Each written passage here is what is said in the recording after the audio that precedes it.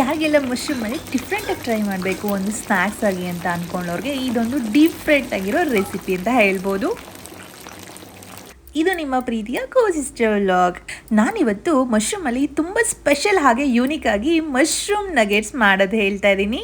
ತುಂಬ ಡಿಫ್ರೆಂಟ್ ಆಗಿ ಯೂನಿಕ್ ಆಗಿರುತ್ತೆ. ನೀವು ಕೂಡ ಟ್ರೈ ಮಾಡಿಲ್ಲ ಅಂದರೆ ಈ ಥರ ಟ್ರೈ ಮಾಡಿ ನೋಡಿ, ಸಕ್ಕತ್ತಾಗಿರುತ್ತೆ. ನೀವು ಕೂಡ ಇಷ್ಟಪಡ್ತೀರಾ. ಈಗ ಹೇಗೆ ಮಾಡೋದು ಅಂತ ನೋಡೋಣ. ಒಂದು ತವಾ ಮೇಲೆ ಒಂದು 4 ಪೀಸ್ ಬ್ರೆಡ್ ಇಟ್ಕೋತಾ ಇದ್ದೀನಿ.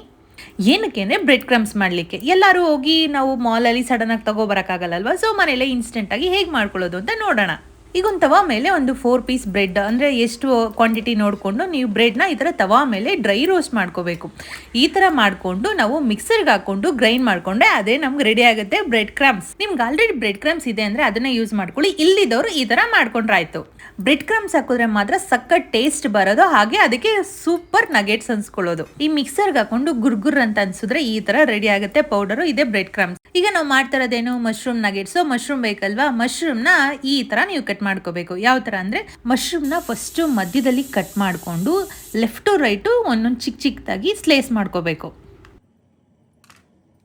ಈ ಥರ ರೆಡಿ ಮಾಡ್ಕೋಬೇಕು. ಸ್ವಲ್ಪ ದಪ್ಪವಾಗೇ ಇರಲಿ, ಏಕೆಂದರೆ ಅದು ನೀರಿಗೆ ಹಾಕಿದ್ರೆ ಅಥವಾ ಎಣ್ಣೆಗೆ ಹಾಕಿದ್ರೆ ಅದು ಸಿಂಕ್ ಆಗುತ್ತೆ. ಸೊ ನಾವು ಈಗ ಪೀಸ್ ಮಾಡ್ಕೋಬೇಕಾದ್ರೆ ಸ್ವಲ್ಪ ದಪ್ಪವಾಗಿ ಕಟ್ ಮಾಡ್ಕೋಬೇಕಾಗತ್ತೆ.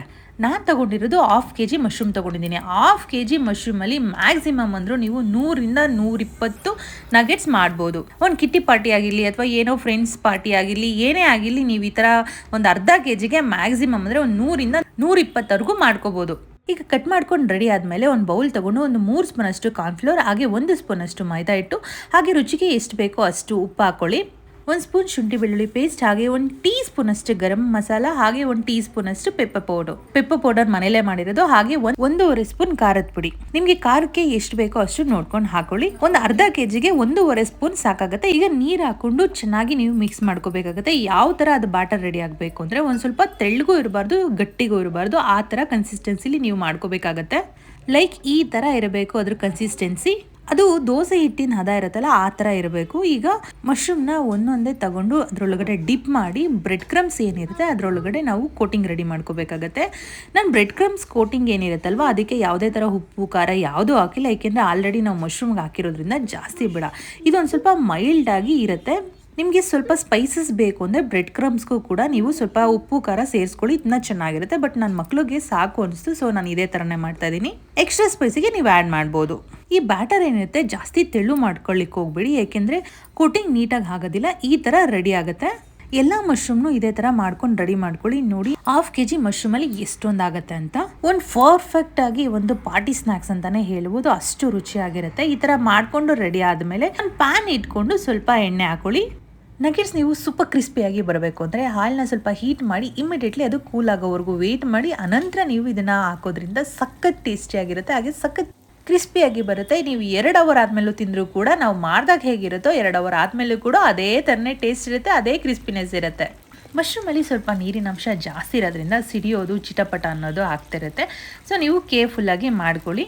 1 ಸ್ಪೂನ್ ಸಹಾಯದಿಂದ ನೀವು 2 ಸೈಡ್ ನೀಟಾಗಿ ಫ್ರೈ ಮಾಡ್ಕೋಬೇಕಾಗತ್ತೆ.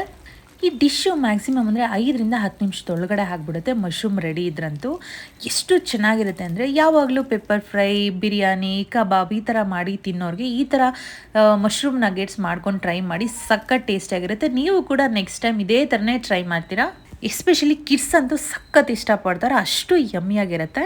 ನಾನು ಮಾಡಿದಂಥ ಈ ಹೊಸ ರೆಸಿಪಿ ಮಶ್ರೂಮ್ ನಗೆಟ್ಸ್ ನಿಮಗೆ ಇಷ್ಟ ಆಗಿರೋ ದಯವಿಟ್ಟು ನಮ್ಮ ಕೋ-ಸಿಸ್ಟರ್ ವ್ಲಾಗ್ಗೆ ಸಪೋರ್ಟ್ ಮಾಡಿ, ಹಾಗೆ ಸಬ್ಸ್ಕ್ರೈಬ್ ಮಾಡದೆ ನೋಡ್ತಿದ್ರೆ ಸಬ್ಸ್ಕ್ರೈಬ್ ಮಾಡ್ಕೊಳ್ಳಿ.